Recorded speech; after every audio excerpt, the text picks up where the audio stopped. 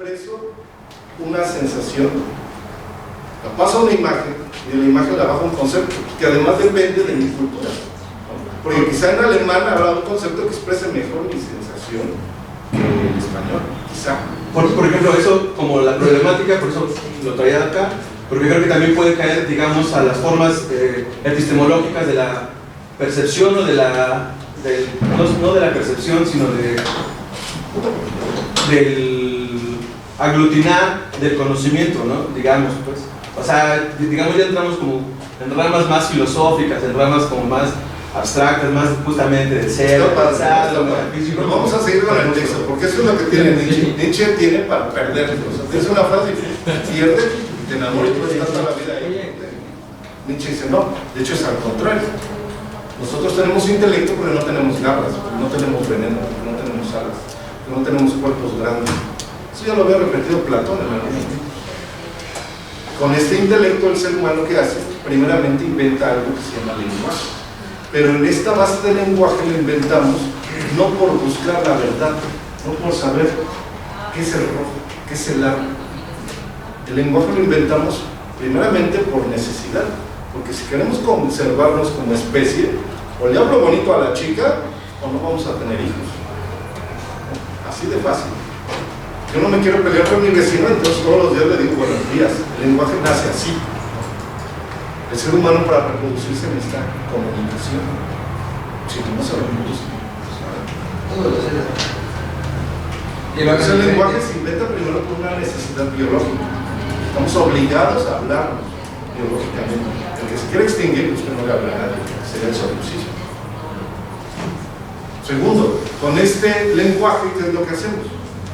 Captamos mi realidad, que además es objetiva, porque el dolor que yo he sentido, nada más lo he sentido yo, y lo trato de bajar a un concepto en el cual todos nos pusimos de acuerdo. Llámese dolor, llámese placer, de lo que menos importa. Lo podemos llamar rojo y podemos hablar azul, no importa. El chiste es de que todos sepamos que esto que estamos haciendo, ponerle dolor, ponerle placer, ponerle rojo, ponerle azul, es algo arbitrario. Quizá nos enganchamos de una o dos normitas que nosotros mismos inventamos, es algo arbitrario. Primera mentira, pasamos de lo sensible, que es una realidad inteligible. Ya brincamos. En ese brincar ya hay una falacia lógica. Ya no se sigue ninguna verdadera. Tú de ahí no puedes sacar, lógicamente. Yo creo que no podemos pensar en la verdad dejando de lado la realidad, porque ambas son conceptos, obvio, porque si no, no podríamos comunicarnos, tenemos que bajarlo de alguna manera. Pero yo diría que además de ser un concepto, la verdad depende de nuestra posición en el espacio, de nuestra percepción y de nuestros sentidos. Al contrario de la realidad, que la realidad es, o sea, no depende de nosotros, solo existe, además de que es un concepto. Por ejemplo, si hablamos de un árbol, el árbol existe. ¿Cómo no sabes importa, eso? Ahí vamos. Sin ocupar tus percepciones y sin ocupar tu intelecto. Porque si es humano, demasiado humano, diría Nietzsche. Dime lo que es sin ocupar las dos manos. Lo que es en sí. No puedo, porque necesitamos el ¿Y lenguaje. cómo sabes que existe? Ahí a eso vamos a un problema filosófico tremendo, ¿no? O sea, si hay un árbol en este planeta, pero no hay quien lo vea, ¿existe o no? O sea, vamos a eso. Pero y ahí se va a dividir. Si Toda la filosofía moderna, ahí se divide. No existiéramos y solo estuvieran más bien las plantas o cualquier cosa, ¿existiría o el ser humano es el que le da existencia? Nietzsche destruye primero ese problema, lo destruye, eso no tiene sentido. Primero. Segunda, pensar que el mismo mundo que nosotros captamos tanto con nuestro intelecto como con nuestras percepciones sigue leyes de la física, de la causalidad, pues también lo despedaza Nietzsche. ¿Por qué va a ser así? Hasta ahora hemos visto que el agua hierve a los 100 grados. Ya no puede ser distinto. No hay nada de lo que pero la realidad es el agua, ¿no? O sea, tu verdad ahorita es que hierve a los 100 grados y mañana a los 120. Pero la realidad es que existe el agua y existe el fuego. Existen objetos que manipulamos, pero ¿cómo describirlos? Ese es el problema. ¿Cómo los describimos? Tú le llamas agua, exactamente. En inglés como en francés como en inglés. ¿Para qué tantas palabras si el agua pues es agua? ¿Por qué le ponemos tantas determinaciones, tantas descripciones que además nunca se agotan? Ese es el problema de Nietzsche. Y Nietzsche va a decir que bueno, porque entonces la realidad es algo inagotable. Y a diferencia del científico que quiere que sea algo cuadrado, que pueda medir y que podamos manipular, el artista, que es Nietzsche, al que apuesta, quiere que la realidad sea cada vez más y que creemos más realidad. Pero piensa esto, si piensas, no sé, en Venus, y en Venus hay una cosa que no la puedes descubrir porque no existe para mí en este momento, no hay un concepto. Hoy está ahí, yo no sé de su existencia, pero si mañana salen las noticias o en algún artículo de ciencia, ese concepto nuevo va a existir para mí y va a ser una realidad aunque no lo vea. Me cuentan pero ahora existe o no sin que yo lo sepa. O está ahí. El problema Nietzsche te responde, yo pienso que digas, eso sirve para algo en tu vida. El concepto fundamental de la vida te sirve para incrementar tu fuerza de vida. ¿Eres más sabiendo eso? Depende de ¿O no es cómo más? influye en mí directamente. Es que solamente tú puedes saber. Entonces de eso depende la verdad, de cómo influye en nosotros. Claro, exactamente, es lo que va a ser Nietzsche. Pero nos olvidamos de que nosotros nos lo inventamos. Y luego nos quedamos con el puro concepto. Es que el agua es H2O. No, eso nosotros lo pusimos. Y además todos mentimos estamos de acuerdo en que todos le vamos a llamar así, aunque sabemos que ahí no hay ninguna H, ni hay un todo, ni hay un no. Todos mentimos. Esa va a ser la crítica de Nietzsche. ¿A qué le va a pegar? Pues, conceptualizando para entender mejor. Toda conceptualización va a ser una metáfora. ¿Qué se entiende por metáfora? Es nombrar algo con el nombre de otra cosa. Cuando tú vas a un diccionario, esa es la paradoja del diccionario, el diccionario circular, todo es autorreferente, no hay palabra fuera de lo que refieran a otras, es metafórico. Puedes ocupar cualquier cosa para nombrar cualquier otra, aunque sea una cadena muy larga de significaciones. Puedes decir que el árbol es como Quetzalcóatl, pero cada uno explica, ese es el problema. Y todas esas metáforas son invenciones. ¿Para qué nos inventamos todo eso según Nietzsche? Para sobrevivir. Si al contrario de lo que apuesta Nietzsche se ocupa, yo creo que su filosofía para destruir, entonces ahí hubo una manifestación de Nietzsche. Sí. Pensando en la idea de lenguaje y cuestión de ente social y construcción, pensamos en un niño y pensamos en que al momento de nacer puede ser una tabla rasa y no es así. O sea, él ya trae el lenguaje, no en hechos como palabras, sino heredado. Incluso no, lo que se va a sedimentar en él no va a tener que ver con el inmediato que son sus papás.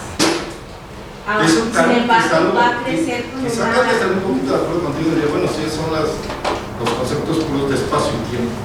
Con el espacio, yo ya debo de nacer con eso como preprogramado para que cuando abra los ojos vea a la enfermera que está aquí, a mi mami que está acá y al doctor que está por allá.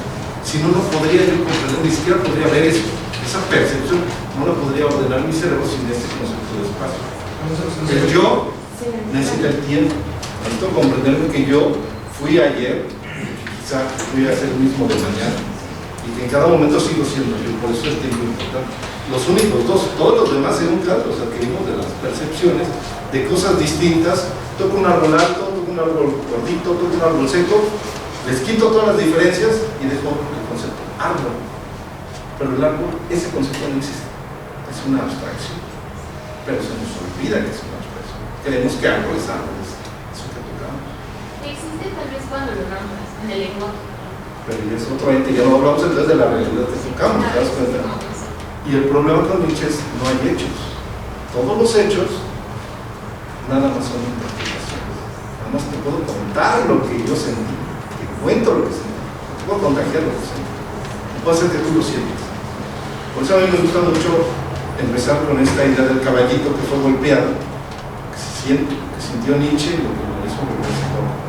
Esa locura muchos dicen es la culminación de su pensamiento, porque no hay ya no hay un piso firme, todo lo es, incluyendo el mismo. Hay una frase donde Nietzsche al final dice, y si todo lo que he dicho es falso, bien, ¿qué me dijo?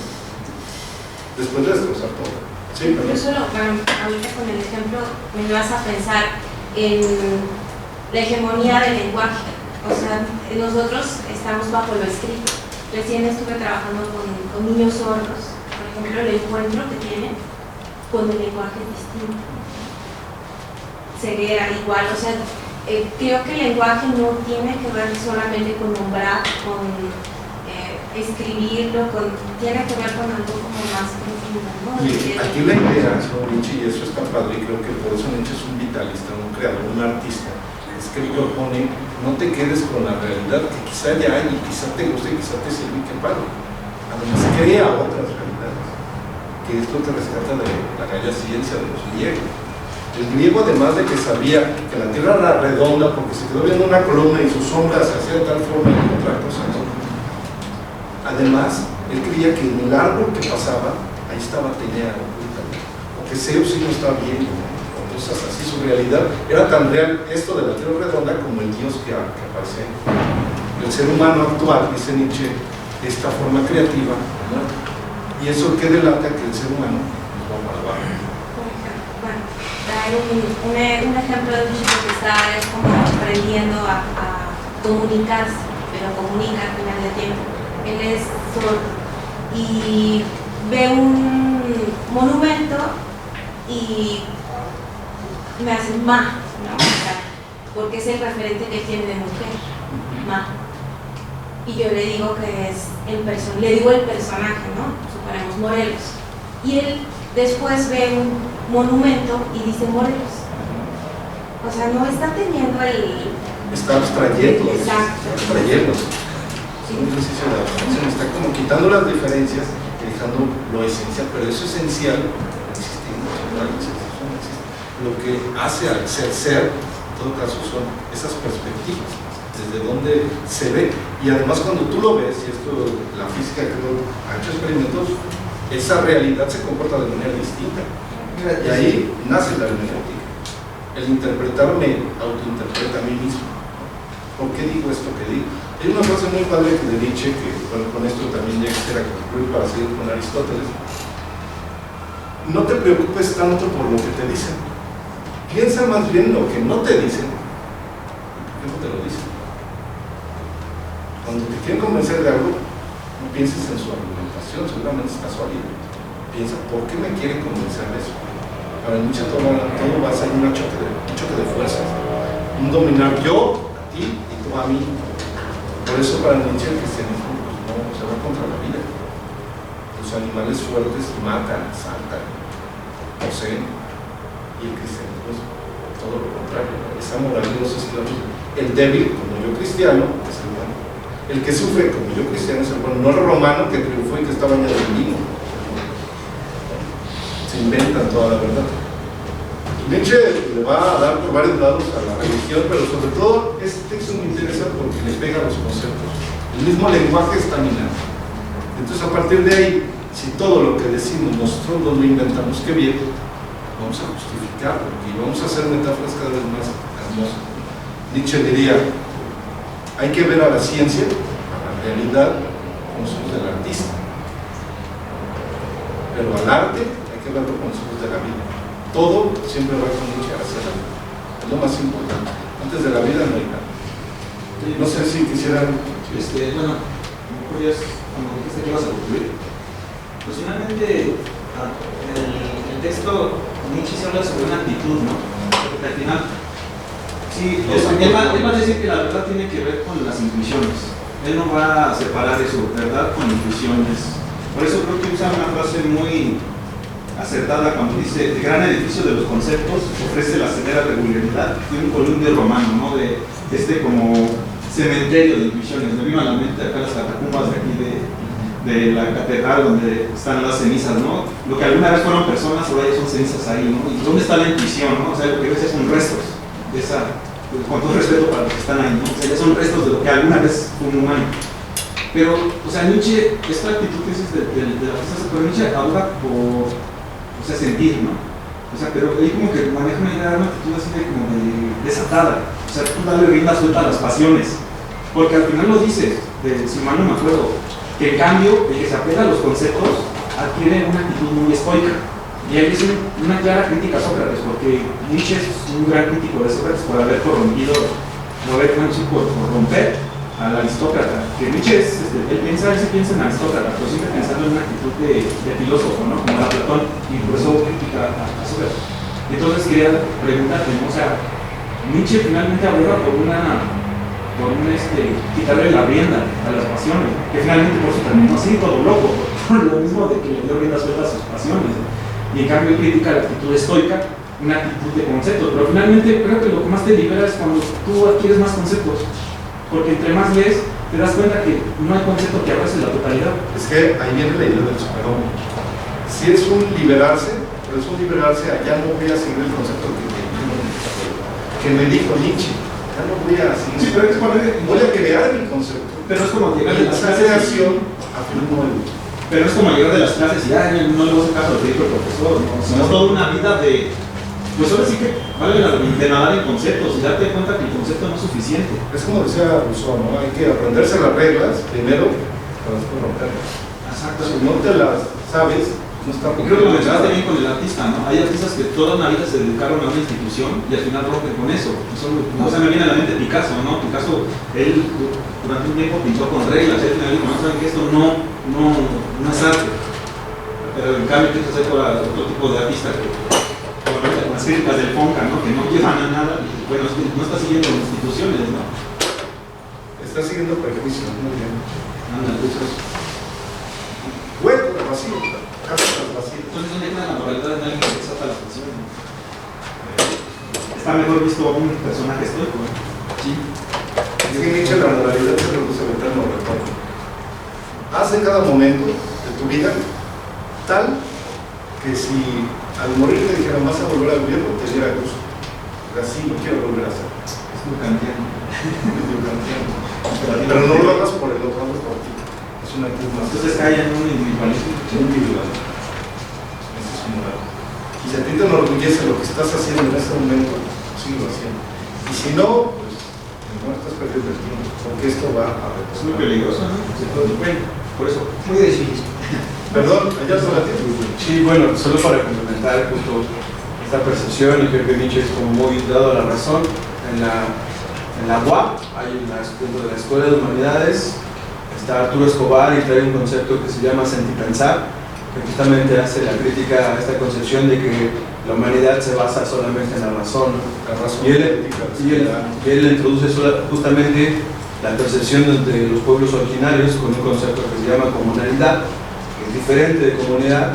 Justamente ve que dentro de los pueblos originarios más allá que solamente la razón, esta razón pura, todos estos tipos de escuelas europeas, dice no, aquí también dentro de la política muy claramente se ven muchos sentimientos, ¿no? Justamente esta idea de que escoges en base a la razón, esto que da el sustento económico a las formas neoliberales, dice no, al diablo pues, porque no solamente lo estás escogiendo en base a estos pensamientos puros, ¿no? Sino tiene mucho que ver. La razón está atravesada de sentimiento. Ajá, justo el sentimiento, pues. Entonces creo que es como bastante interesante contemplar este autor a Nietzsche, digamos, con todo este individualismo, con todas estas construcciones, versus esta escuela que para mí se me ve como muy buena porque es como muy cercana, ¿no? Algo que yo podría aportar acá es que la realidad que nosotros tenemos no es la realidad europea, sino que es una realidad muy particular, ¿no? Y hay varios autores latinoamericanistas, varios autores de la cultura como García Canclini, o varios materialistas como ¿cómo se llama?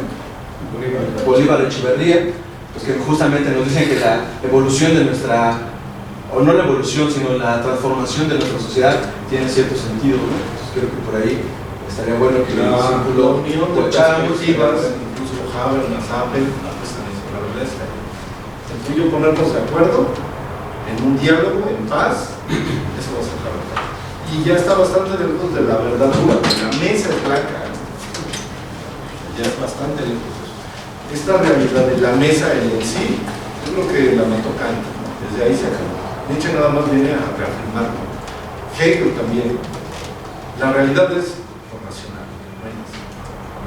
Si tú lo puedes meter a tu razón, eso es bueno. pues, pero digamos, como Hannah Arendt también planteaba la racionalidad solamente a las élites, no lo que decía la compañera. Los consensos viniendo desde las formas epistemológicas, luego solamente lo establecen las hegemonías. Entonces, en este caso, ¿no? Tenemos una hegemonía académica que nos instaura mucho el pensamiento europeo, pues, y es una realidad que plenamente no es la nuestra, ¿no? Muy marxista, yo creo que no es la construcción capitalista. Señalar eso. ahí nos va construyendo, ¿no? Yo creo que por eso salieron a colación como primero, ahorita está saliendo Nietzsche, porque sí son como cosas que no debemos de olvidar, ¿no? En ningún momento. Yo con eso concluyo, Octavio. Muchas gracias. No sé si hay alguna otra duda, otra participación. Sí, Diego. Y me quería comentar acerca del uso de los conceptos de Nietzsche, ¿no? Yo creo que lo usa más como una cerrazón, como una especie de esclavitud, y que a partir de dos metáforas de las que mencionabas ahorita, el tratar de dar cuenta de un objeto por medio del lenguaje, que estás metaforizando algo, es la parte que esclaviza, ¿no? Pero cuando tú tratas de hacer otra metáfora ya diferente a ese concepto tal cual, estás haciendo algo que te libera, ¿no? Y menciona por ahí al último algo que me gustó mucho, que dice que justo cuando el intelecto se libera de esta parte conceptual, se siente como libre, ¿no? Se siente tranquilo. Y yo creo que es justo lo que han hecho muchos poetas, ¿no? A través del lenguaje de la metáfora, tratar de torcer la palabra y encontrar un poquito algo más cercano a lo que estamos viendo por verdad. Quizás sea otro concepto de literatura que se hay que poner por ahí. Nietzsche hablará de literatura, quizás porque es lenguaje. Entonces, bueno, muchas gracias, Octavio. Adelante. Muchas gracias.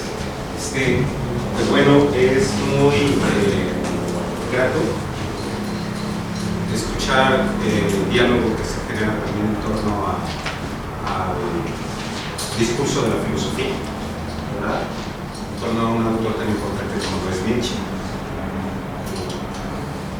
Me encanta, ¿no? Que finalmente se van aderezando los temas que aquí observamos y pues, por supuesto que todos tenemos cierto lapso de tiempo aquí, que hay temas que nos lleguen a inquietar y que finalmente vayamos cumpliendo nuestros objetivos. Nuestro objetivo para el día de hoy, aparte de haber cubierto el tema de Nietzsche, que nos expone César, muchas gracias, es la poética de Aristóteles. Me gustaría que antes de tomar el breve descanso, acostumbramos siempre, platiquemos muy brevemente sobre quién es Aristóteles. ¿Quién empieza? Sí, la pregunta, profesor, perdón si tomas nota.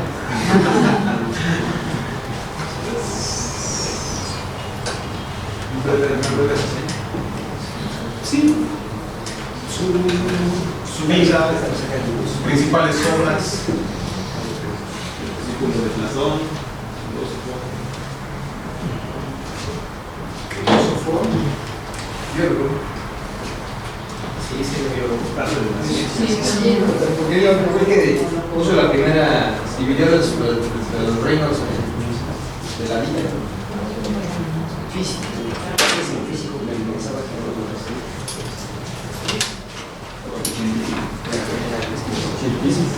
A ver, ¿hacia qué año nació? ¿Dónde? por aquí a 85.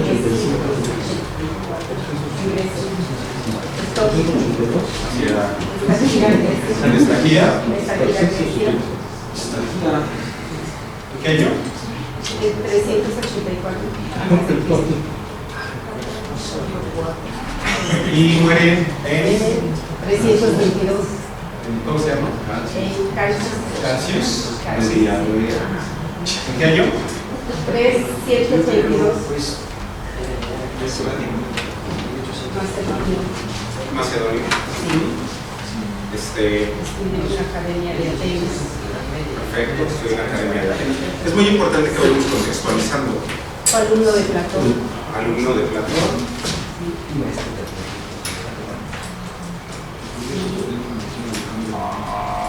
Ahí no coincide su muerte, ¿no? Sí, porque es antes de Cristo. Sí, es antes de Cristo. Al revés. Sí, sí. Es considerado junto con Platón el padre de la filosofía occidental. Es considerado el padre de la filosofía occidental. Sé que hay mucha controversia, sobre todo con los compañeros de filosofía. Vamos a, yo diría que ahorita objetiváramos de esta manera, que discutir en torno a que si efectivamente son los padres de la filosofía o no, en su momento lo abordemos, ¿sí? Alumno de Platón, ciertamente, Academia de Arte. el maestro de Alejandro Magno. Fueron Alejandro Magno.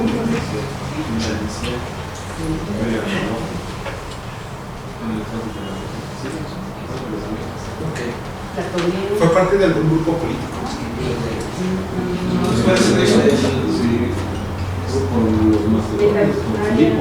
Es del. Fue de la corte.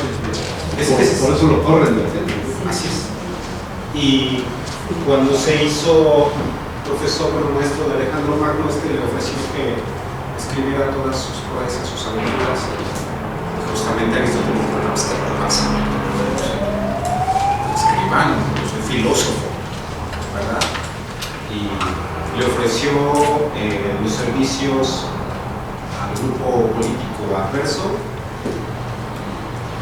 No lo sacaron, ¿verdad? ¿Cuál creen ustedes que es la gran labor de Aristóteles? Ordenar, sí, ordenar las situaciones.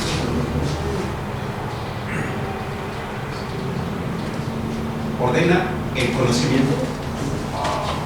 Sí,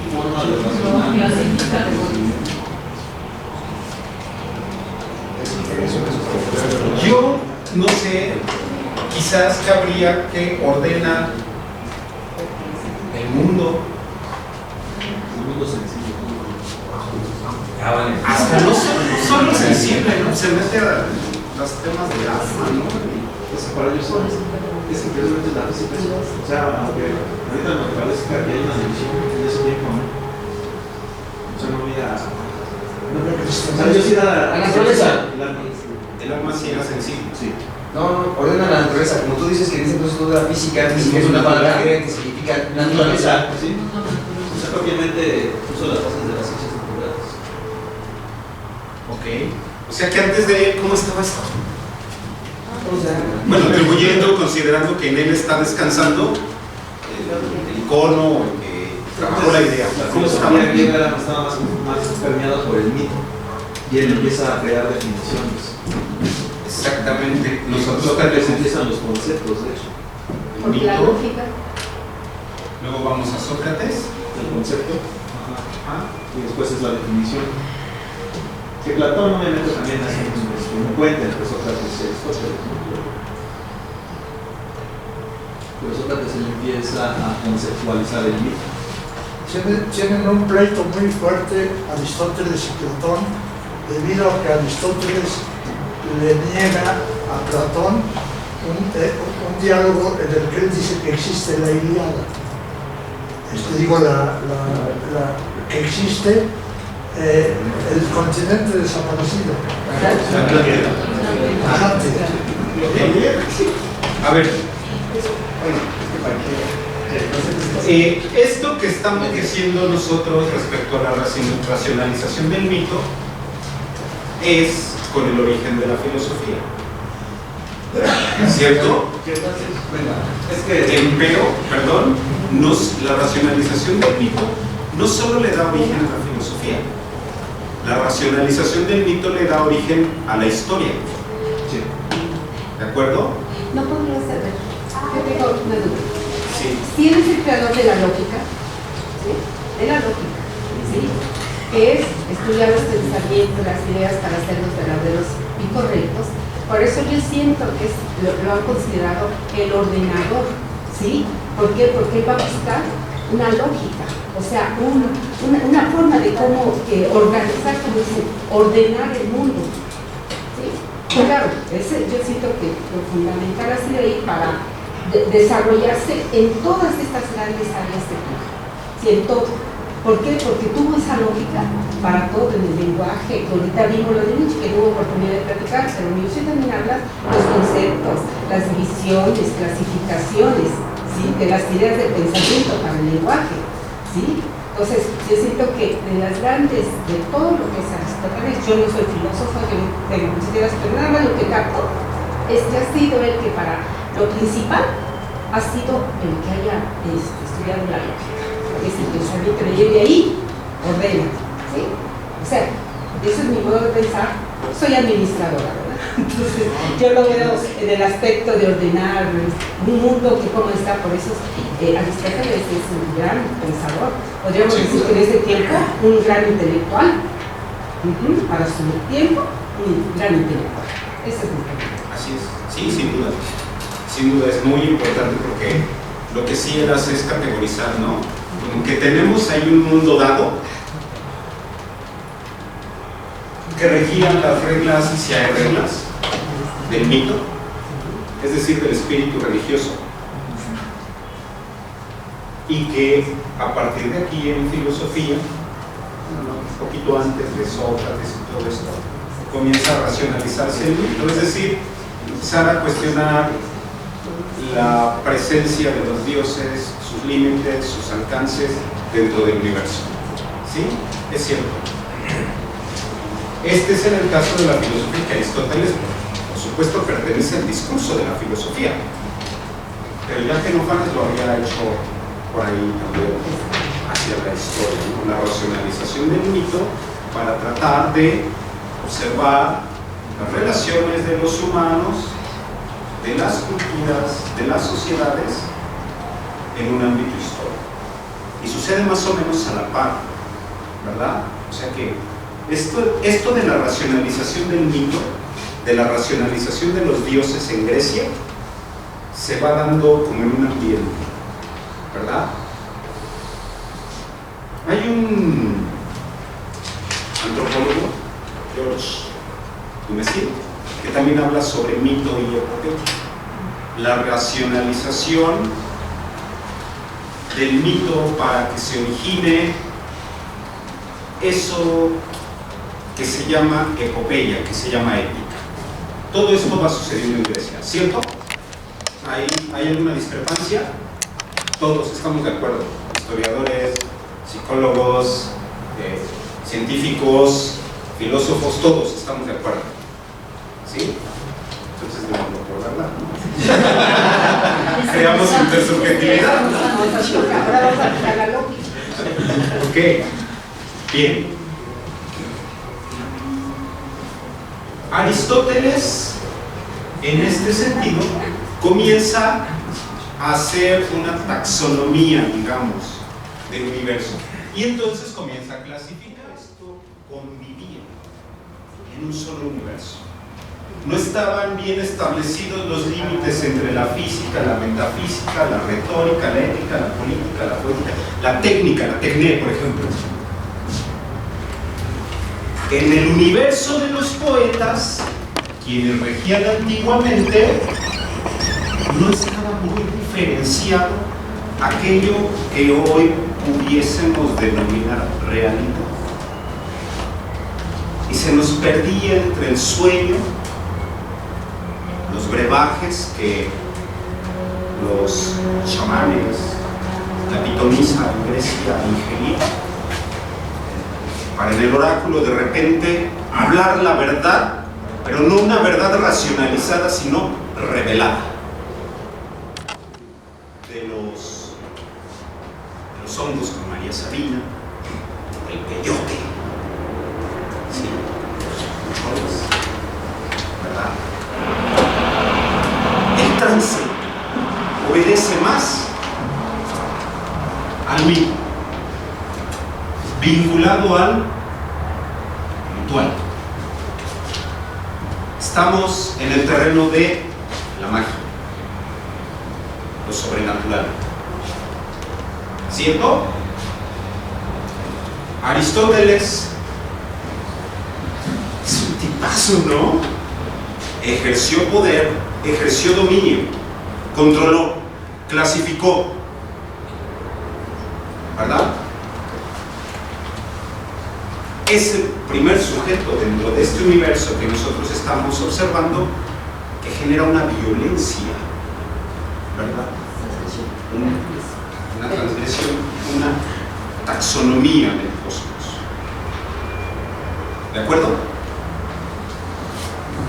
Nosotros, dentro de este seminario, vamos a comenzar a ver las categorías que primordialmente se establecen en Grecia para que en un fenómeno dado en el lenguaje, como lo veíamos con Foucault, se comience a decir qué es lo bello respecto al drama, a la epopeya, a la vida, no la literatura. ¿Sí? Aquí hablamos de dramas, de tragedias, de comedias, de épicas, de tirambos, de llambos. ¿De acuerdo? ¿Hasta allí hay alguna duda? No. Si gustan, descansamos 5 minutos, regresamos y comenzamos a entrar de lleno en las categorías aristotélicas respecto a la poética. Y qué interesante sería en algún momento que fuéramos viendo que es la física, la lógica, la política, la ética, en este sujeto que es importantísimo y de los pilares de Occidente. Quizás es el gran padre de Occidente. Bueno, pues nada, la Edad Media, ¿no? Así lo llamaban los cristianos, el filósofo. Cuando hablaban del filósofo por antonomasia era Aristóteles. No había más. Sí. Y así aparece San Agustín como el filósofo regiente y era totalmente diferente. Occidente ya. Sí, el padre de Occidente, Aristóteles. Aquí es donde yo les pregunto, ¿qué diferencias existen, grosso modo, entre estos géneros? Según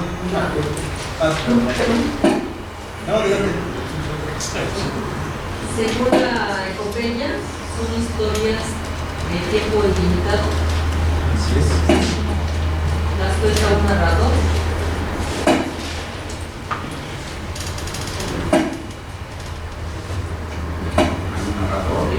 Y pueden tener otra vez una versión diferente de acuerdo a la naturaleza del ser humano. ¿Cómo podemos llamar eso? O sea, no es necesariamente como una historia, o sea, la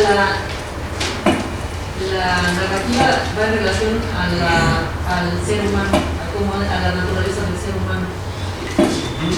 ¿Son versos? Métricos, uniformes.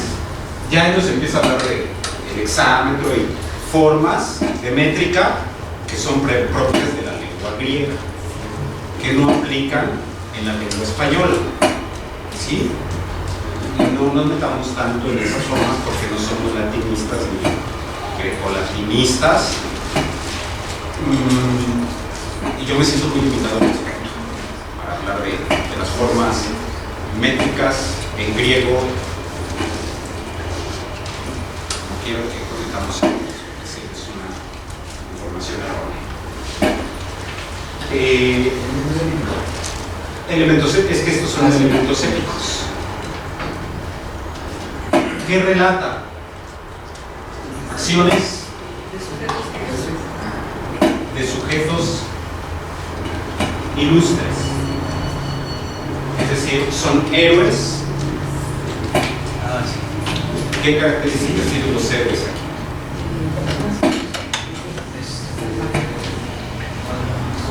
Virtuosos que caen en la infortunia. Son virtuosos, caen en la infortunia. Las relaciones de los personajes de la epopeya pueden ser entre nobles, entre humanos, entre semidioses, dioses y seres viles. Pueden convivir todos en este universo lingüístico. Por eso es infinito, ¿no? Porque la acción recae en un protagonista. O bueno, no, a partir de la acción del protagonista es como deriva la historia, pero sí de la epopeya. Así es. El relato. Así es. En el caso de la Ilíada es una acción muy clara que se va, bueno, no lo dice él, pero se entiende así, que es por esa fiesta que se da en el Olimpo, en donde se genera toda la guerra de Troya. ¿Sí? Hacia la siguiente sesión, en 2 más, que vamos a visitar la Odisea, vamos a observar estas características. ¿Sí? Ahorita está bien nada más dejarlo así de una manera amplia. El lírico, pues no dista demasiado también de lo que nosotros conocemos, como poemas limitados que sobre todo enaltecen la expresión subjetiva, individual del autor. También nos habla de cierto estilo de versos que pueden ser cortos, ¿verdad? Está la canción y otros que por el momento no vamos a analizar a detalle, porque cuando lleguemos al formalismo ruso es donde creo que vamos a tener un universo más grande para poder retomar estas cosas. Ya en su momento lo vamos a considerar. ¿Por qué estoy dejando hacia acá el género dramático? Porque como pudieron darse cuenta, es el género que más le gusta a Aristóteles, ¿cierto? Habla más del género dramático y sobre todo habla más de la tragedia. ¿Estamos de acuerdo en eso? La mayor parte de la poética está dedicada a la tragedia, ¿cierto? Dice que lo mejor es la tragedia para él. Efectivamente, para él. Y al ser para él, pues seguramente para el grupo intelectual, artístico, político, del cual formó parte. ¿Sí? Si están tomando nota, bien. ¿Puedo borrar? Espera un momentito. Sí, es cierto, ¿verdad? Bien. Antes de entrar a la tragedia, que es de lo que más habla él, quiero que diferenciemos las características muy grosso modo que existen entre la tragedia y la comedia. Bueno, la tragedia va a hablar sobre, bueno, de lo que yo recuerdo es que busca también mover las emociones de las personas, ¿no? O sea, busca héroe, bueno, tiene que ser, si no me recuerdo, tiene que ser capaz de pasar de feliz a infeliz. Pero de felices a infelices. Y viceversa, ¿no? Eso puede ser. Bueno, yo creo que la tragedia aborda temas más sublimes y nobles, mientras que la comedia es el retrato de los peores, de los vicios, aspectos vergonzosos que son risibles. Él le llama que está dentro de la maldad fea, que es el ridículo. Eso es la comedia, porque aquí los poetas se llaman cómicos. Son cómicos. Los poetas son cómicos. Y hablan del ridículo. Sí. Es el género de los viles, de los corrientes. ¿Sí?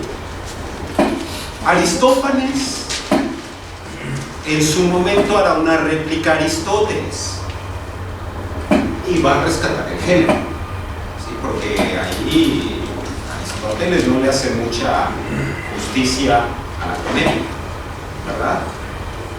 Vamos a ir aleatoriamente hablando de estas características de la comedia. Mientras vayamos hablando de los conceptos aristotélicos, yo creo que para hacer un poco de justicia a la comedia, hablaremos de este género también. Sí, efectivamente, son las principales características. Acá, al hablar de actos nobles, se habla de clases sociales elevadas, se habla de dioses, de semidioses, y acá de vulgares. Aquí que enaltece a los personajes en la tragedia. Se enaltece al personaje. Ahí sí tengo un inconveniente, porque primero empieza diciendo que todo arte es una imitación. Ajá. Después menciona que el drama es la imitación de personas que obran, y eso no hace una diferencia. Hay personas que las imitan peor, las imitan mejor que uno o igual. Entonces van a decir, los que imitan peor son los cómicos, los que imitan mejor son los épicos. Los que los imitan a las personas mucho mejor de lo que son los épicos. Los que los imitan igual son los trágicos. ¿Por qué? Porque van a decir que en la tragedia no tiene que haber una empatía, se tiene que hacer no una persona digna de admiración, sino una persona como poniendo que a cualquiera le puede pasar. Fascinantes serían los personajes trágicos que nos pueden generar atracción y repulsión al mismo tiempo. Mover emociones. Así es.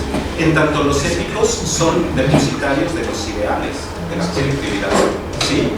Es decir, los personajes épicos reúnen todas las virtudes de una sociedad. Morelos, a propósito de esta casa, es un personaje dentro de la literatura de los autores que lo tuvieron o generaron ese personaje Morelos. Carlos María Bustamante, por ejemplo, Morelos es un personaje cuyo símbolo recibe todos los valores de una clase social que buscaba los principios de igualdad, libertad, fraternidad y todo lo que conocemos en los sentimientos de la nación. Es un personaje épico, ¿sí? Héctor en la Ilíada es un personaje épico porque también tiene todos los atributos, ¿verdad? Es un hombre fuerte, violento, valiente, también violento, vaya. Y todos esos valores que en su momento imperan en esas sociedades. ¿De acuerdo? ¿Sí? ¿Por ahí vamos? Bien. ¿Puedo borrar ya de este lado? Metodológicamente, bueno, ya hemos hablado de mímesis. Vamos a hacer una pequeña pausa ahí y ahorita retomamos. Las teorías dramáticas desde el 19 hasta la fecha se mantienen vigentes y que parece que alcanzan a totalizar y a ampliarse a todo tipo de texto de estas características. El texto teatral, claro que hablamos de teatro, se integra por tres tipos de texto: texto literario, el texto escénico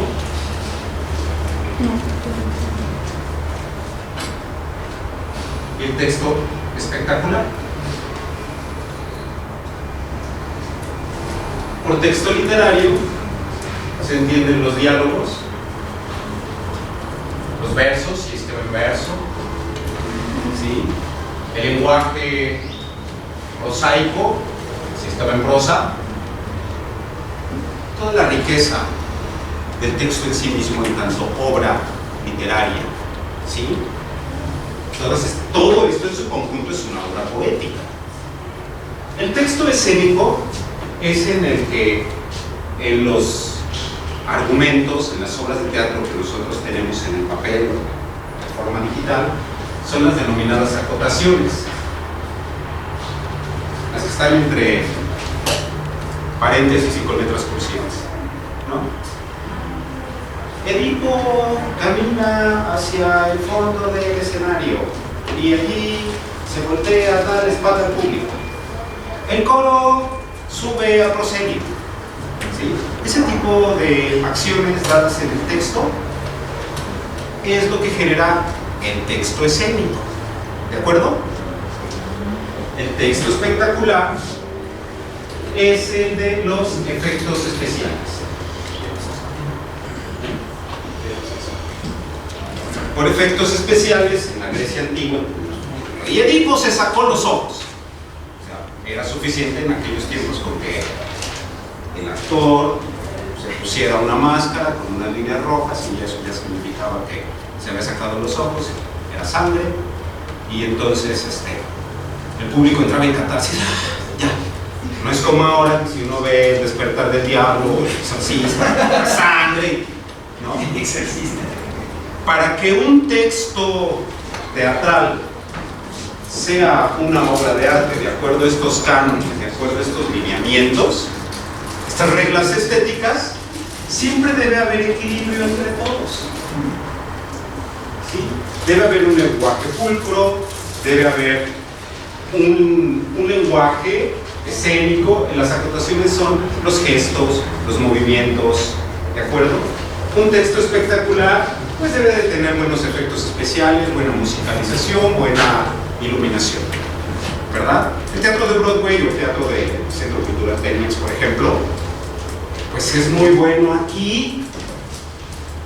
Si lo trasladamos al cine, nosotros vamos a ver que Netflix y Hollywood y todas estas empresas son industria del espectáculo, no son industrias de arte, no son eso. Abusan de eso. Esto no les importa. Esto menos, todavía. ¿Verdad? Como nosotros estamos en un ámbito artístico, pues vamos a buscar el equilibrio en todo eso. ¿De acuerdo? Así es que, por ejemplo, a quienes están en el taller de teatro o de compañía de teatro que está iniciando, es muy oportuno tener en cuenta estas reglas. ¿De acuerdo? Dentro de estas reglas o estas formas textuales, vamos a empezar a ubicar entonces las categorías aristotélicas. ¿Puedo borrar?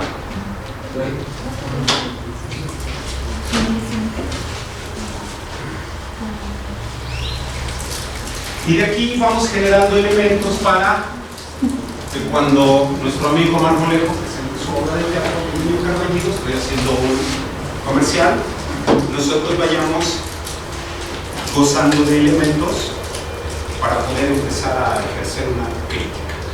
Me parece muy bien el texto, espectacular. En el texto escénico creo que faltó esto. Los efectos especiales buenos. O de a tiro, no estoy de acuerdo con los criterios que existen, yo rescato esto. Pero son las reglas. ¿De acuerdo? Bien. Nosotros tenemos que efectivamente Aristóteles nos plantea un concepto que es el de mímesis. ¿Qué es qué, Ismael? La imitación.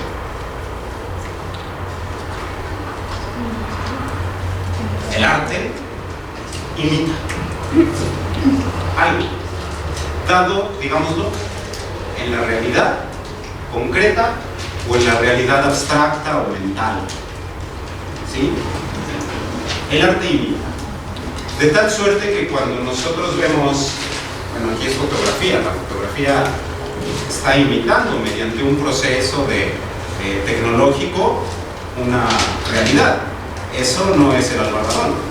Eso es una imitación del albarradón lograda a partir de ciertas tecnologías y técnicas, ¿cierto? Tecnologías en tanto que logran fijar la imagen, técnicas en tanto desde donde tomo yo esa imagen, ¿verdad?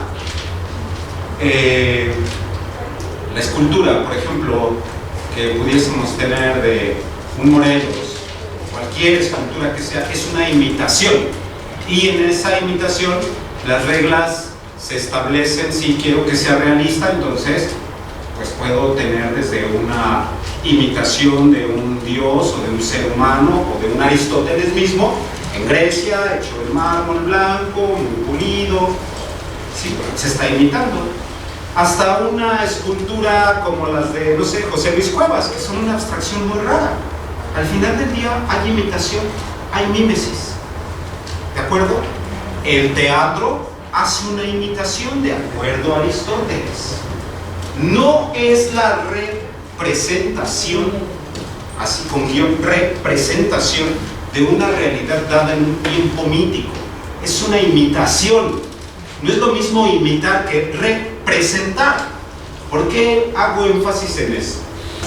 La mímesis, en tanto imitación, es ficción. Es falso. Es no real. ¿Sí? Sin embargo, el teatro, sobre todo el de Esquilo, que es de los más antiguos dramaturgos griegos, no imitaban según esas consideraciones, eran rituales. Cuando uno va, por ejemplo, a la misa, y en la celebración de la Eucaristía, porque eso es un gran drama, ¿estamos de acuerdo? La misa es un gran drama.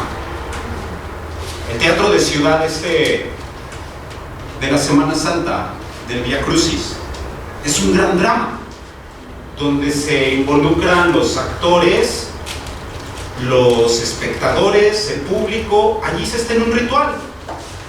Y tan es así que cuando a las 3 de la tarde está diciendo aquel padre, en tus manos encomiendo mi espíritu, es porque está representando mediante una forma ritual religiosa algo que se supone sucedió en algún lugar del tiempo de manera fantástica, ¿sí?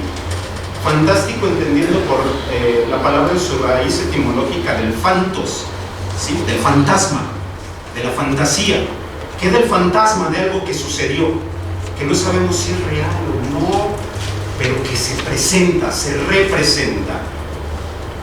Ese ritual de carácter sagrado, de carácter religioso, que nosotros vemos en la misa, en la transustanciación, cuando el sacerdote está cambiando el pan y el vino en el cuerpo y la sangre de Cristo, es real a los ojos del ritual, en la experiencia mística, religiosa.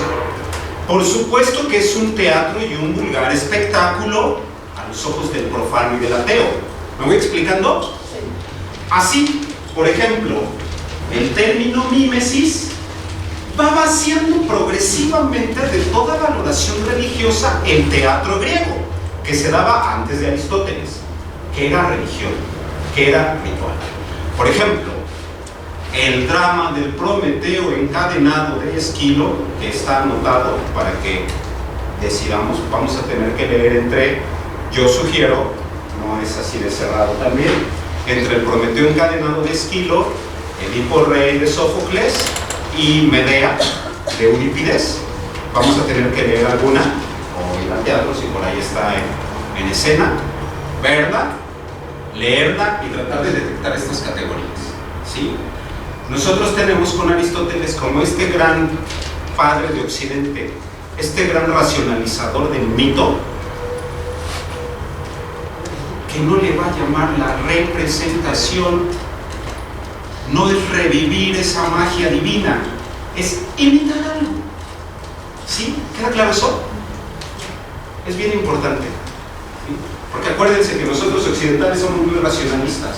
Ya cuando lleguemos a la estética romántica y veamos a Nietzsche nuevamente en el contexto de esta estética romántica, vamos a cuestionar estas herramientas.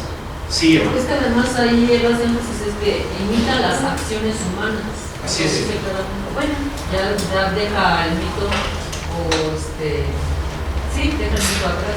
Claro, en tanto que los dioses son humanizados, que esa es una de las grandes aportaciones, o si no aportaciones, denigración, vamos a decirlo. Podemos decir que es una gran aportación racionalizar a los dioses, someterlos al juicio, cuestionarlos y aniquilarlos si es posible. Claro que puede ser una gran aportación de nuestra cultura matar a los dioses, ¿verdad? O puede ser una gran denigración, depende desde dónde se le vea, ¿sí? Esos juicios de valor no los voy a verter aquí, pero sí que estén aquí sobre la mesa. Entonces,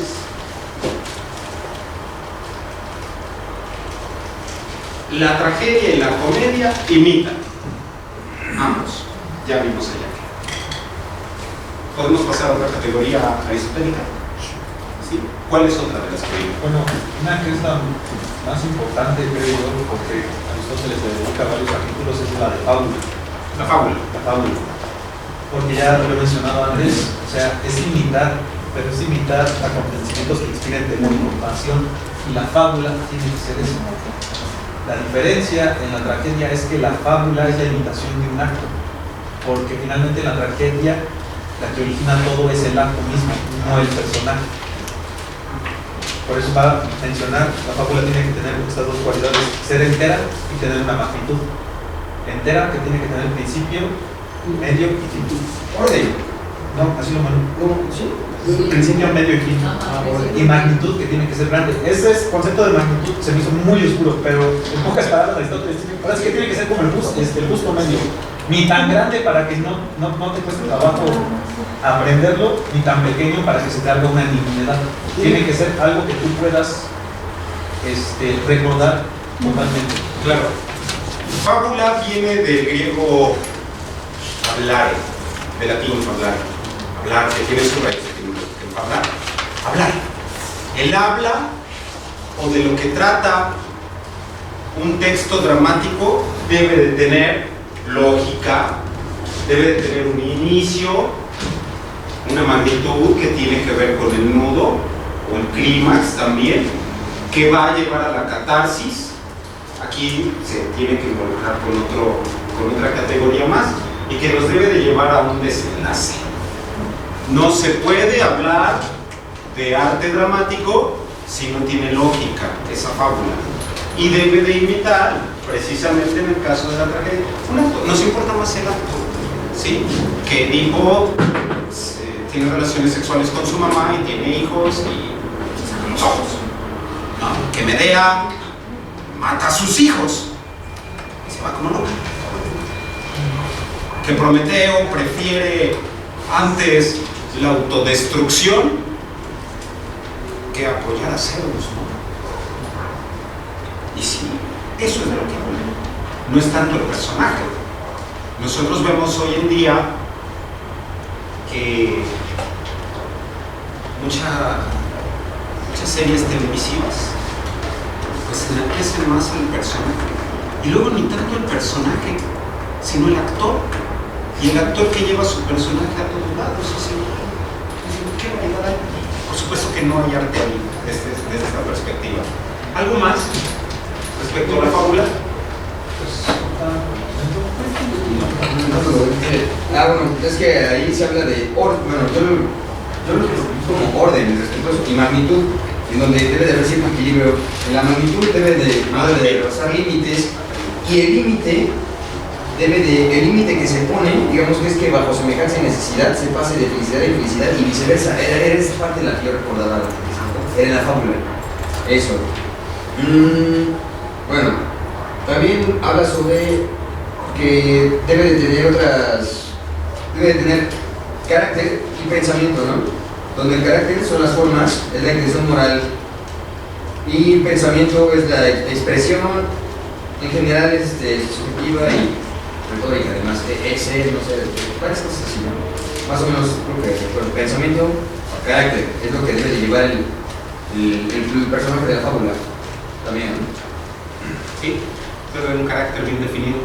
Es que, bueno, Aristóteles finalmente era coherente en su sistema, ¿no? Entonces, ponemos a las 4 causas aristotélicas. La causa eficiente tiene que ser precisamente la fábula, tiene que ser el acto. Y unicidad de la acción. Yo no conozco eso así desde esa perspectiva. Porque, bueno, las 4 causas aristotélicas es la causa material, ¿no? O sea, de lo que está hecha la obra personal, que es ese sentido. La causa formal, que es la forma, cómo está representado cada personaje. ¿Cuántos actos hay? La causa eficiente es lo que le va a dar movilidad. ¿Para qué van a actuar esos personajes? O sea, ¿para dónde van? Eso sería el acto, precisamente. Y la causa final pues sería la catarsis, ¿no? O sea, el propósito por el que fue hecho. Está bueno, ¿vale? Pero eso lo dice Aristóteles. Sí, son las 4 causas aristotélicas. Bueno, no lo expresa directamente. No, pero finalmente Aristóteles siempre ha sido, como es muy esquemático, o sea, él siempre va a ser coherente con su. Si lees la ética también va a lo mismo, lo va a reducir. Si lees la física, lo va a reducir a lo mismo. La metafísica es un sistema. Yo no lo conocía así. Pero es algo evidente, pues, padre, ¿no? Que viene el comentario. O sea, porque finalmente los griegos, más que la estética griega es perfección. ¿Y qué es la perfección? Algo completo. Para los griegos no existe la perfección infinita. Para ellos no conciben un Dios infinito. El Dios tiene que ser perfecto, un Dios cerrado, un Dios con límite, un Dios con forma.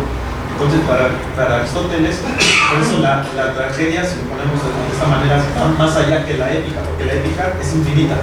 Porque finalmente, como recae en un personaje tiene un montón de posibilidades. Y finalmente, ¿qué es el infinito?